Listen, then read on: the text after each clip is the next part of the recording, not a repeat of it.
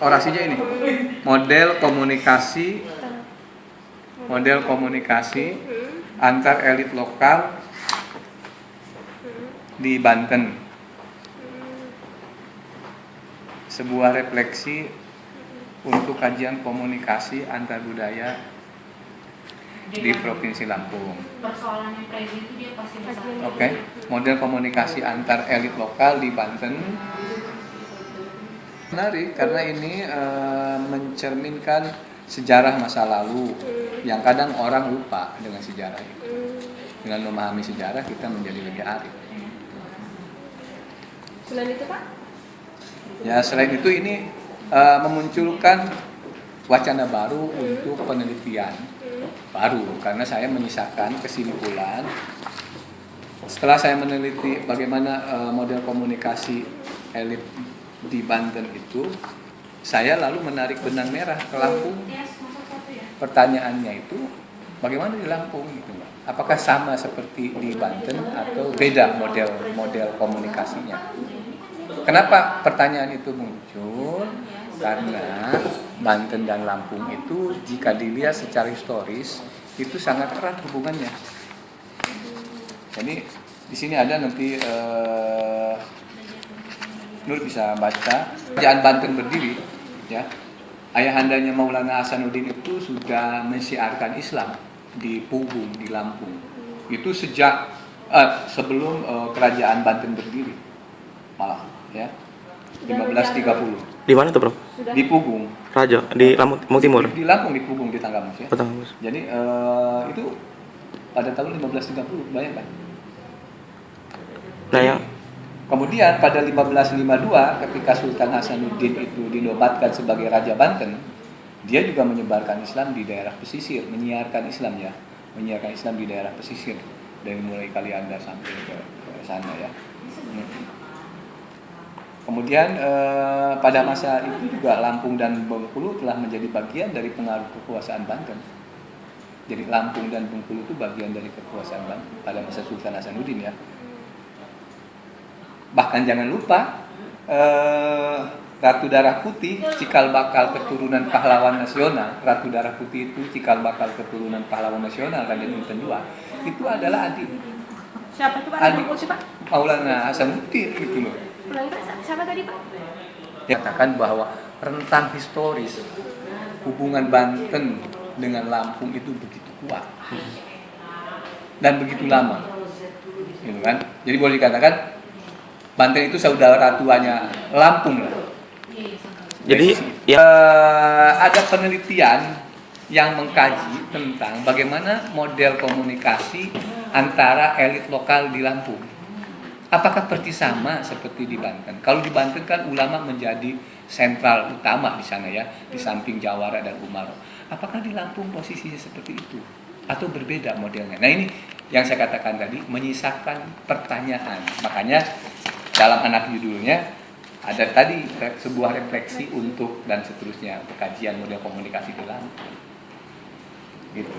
Jadi itu.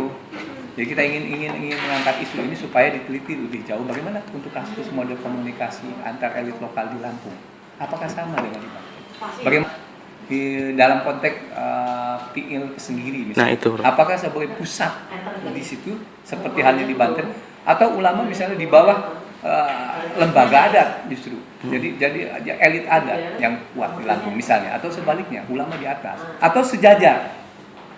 Gitu. Jadi ini memunculkan banyak pertanyaan dan tentu harus ada penelitian. Karena saya juga belum banyak baca tentang itu. Karena kalau di Banten ulama itu menjadi pusat epicentrum dari semua elit. Iya. Sebetulnya, ya.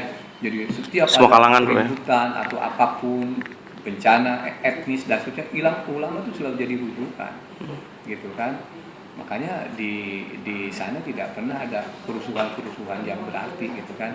Karena lem perekatnya itu si ulama, dia bisa berkomunikasi dengan Umaro, dia bisa berkomunikasi dengan Jawara dan seterusnya. Jadi dia menjadi epicentrum ulama itu. Berkesinambungan. Pembangunan Banten, ya.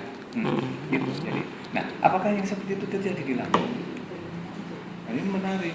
kalau berdasarkan Para pakar ilmu komunikasi sosial, ya, di bidang saya, gitu kan. Karena sumbangannya untuk pembangunan itu besar, menciptakan harmonisasi antar elit, antar Pacinaan. Anda tahu Pacinaan itu tempat kampungnya orang-orang China di situ, tempat orang Portugis segala macam. Jadi pluralisme sudah ada juga di sana, tetapi ulama tetap menjadi figur sentral di Banten itu. Bayangkan, jawara di Banten itu tidak bakal berani dengan ulama. Kenapa?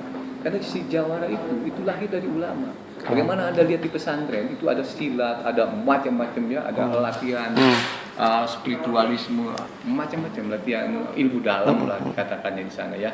Itu lahir dari ulama si jawara-jawara ini. Jadi tidak bakal dia dengan ulama itu berani.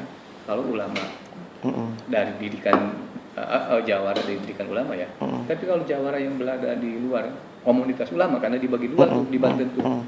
Jawara ada yang lahir dari ulama, ada jawara yang lahir di luar ulama.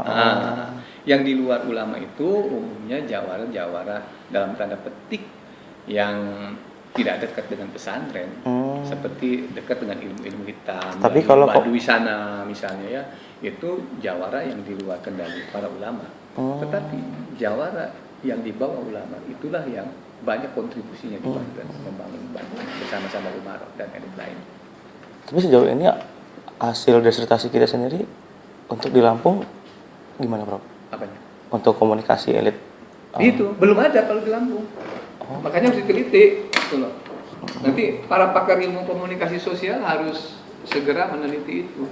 Dan menariknya, ternyata rujukan yang saya gunakan misalnya teori Barat, teori Goffman, ya, dengan dramaturgis itu tidak sepenuhnya tepat dipakai ketika kita menganalisis fenomena hari biasa. Di mana, Prof?